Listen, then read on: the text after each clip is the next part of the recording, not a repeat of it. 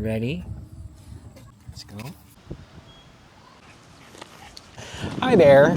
So it's 4 o'clock in the afternoon and it's a weekday, and surprisingly I am here at our town park enjoying a summer afternoon, beautiful breeze, beautiful sunshine, and I've realized that this is something that I haven't really fully experienced when I was doing my full-time 9-to-5 corporate job over the last nearly 25 years. And being a first-time fractional leader, it's a breath of fresh air in terms of understanding that, the time that you have in your hands, the amount of flexibility, and the kind of work that you can focus on, especially when it comes to prioritizing the needs, the wants, and how you can harmonize your deliverables and your commitments to your clients, as well as how you can best enjoy your personal life, is really something that I thought was impossible before, but surprisingly, I am living it. So I'm like literally walking with him by the park. Primo is probably surprised why we're here at this time. So, as I was saying, it's only been 3 months since I started my work as a fractional leader, and surprisingly, I was able to have 3 paid gigs from 3 paying clients.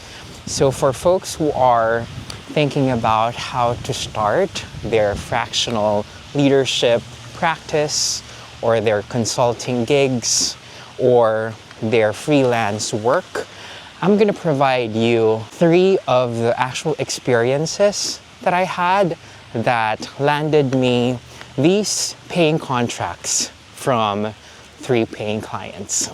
Tip number 1, let the LinkedIn world know that you're now a fractional leader. So when I was laid off and I've decided to start my consulting business for real after finishing my LLC requirements and having my official business registration, I simply announced to the LinkedIn world that I am ready for fractional roles and for consulting opportunities, or for projects that will potentially require and maximize the values as well as the services that I can offer as someone who has practiced integrated marketing globally over the last nearly 25 years.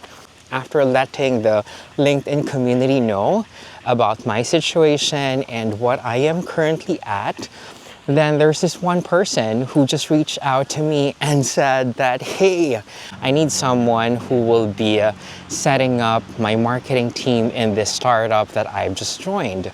They are a 4-year-old startup event company based in Dubai, and they needed someone who will lead their marketing team. And then the rest was history. They eventually got me as a fractional CMO to help them build the brand that they've started, and to provide strategic direction, counsel, and mentorship for their very young marketing team, as well as to give them tips, tricks, strategies, and pragmatic tactics in terms of what they can do to successfully roll out their go-to-market plans when it comes to the events that they are launching and implementing globally. Number 2 is to reach out to your network. It can be your ex-boss, your previous workmates, your classmates, and check if there are opportunities that you can be of help to them. Particularly for me, I was able to check in on a high school friend who started her e-commerce business during the pandemic.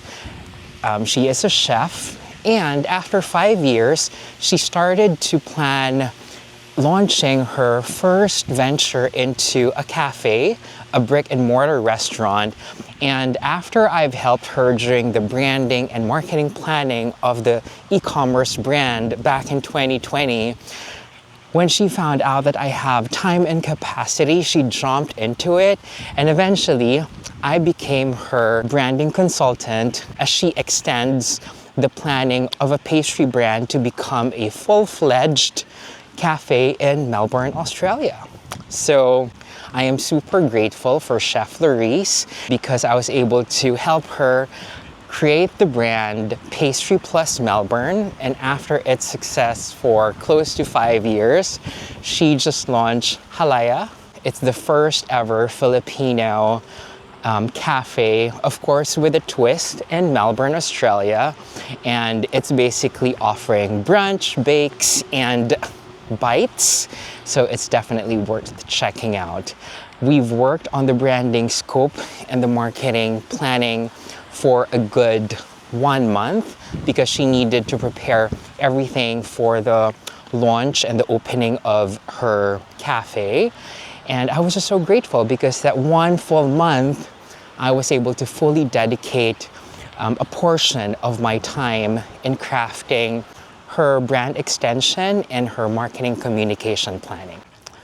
And number 3, make her research and reach out to the brands in the industry where you had your last 9 to 5. So my last job was as a senior director for global brand and integrated marketing for a juvenile industry product, basically parenting gears.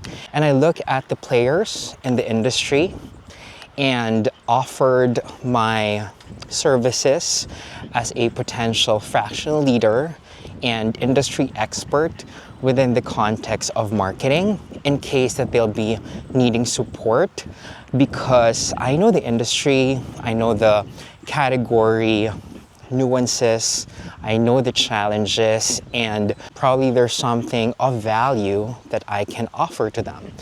So I particularly focused on parenting gear brands as well as travel and aviation brands because I was in the airline industry for a good 8 years, and it's one of the industries that I love. So I was able to secure a strategic planning and growth officer fractional contract with a brand that's a global market leader in the parenting space, and it'll be a 3-month gig.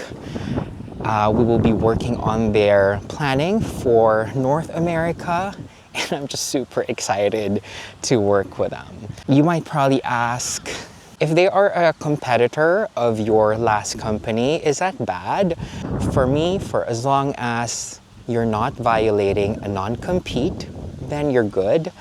And if you are not going to be providing confidential information, if what you will be providing would be based on what you know because of the experiences that you have had in your career. For me, in particular, in marketing, I've been doing this for nearly 25 years, so it's not specific to that company or to that industry what I'll be providing to this new client that I'll be having.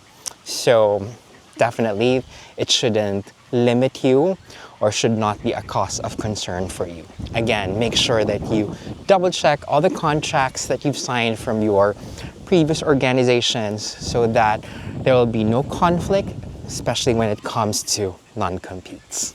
So there you go. Those are 3 very simple and practical tips that you can apply so that you can successfully do your prospecting as a fractionalist leader and as someone who's starting your own consulting gig. So I wish you all the best. You can do it. It's just a matter of having the patience, the resilience, the pragmatism, and the understanding that if you persevere and if you will do your best and you will not have that imposter syndrome, just simply believe in yourself that you can do it, since you're backed up with all the actual experiences and the value that you can provide to these new companies and new clients, then you have what it takes to succeed as a fractional leader. If you have questions, put them down in the comments or reach out to me directly and I'll be very happy to help. Good luck on your next chapter.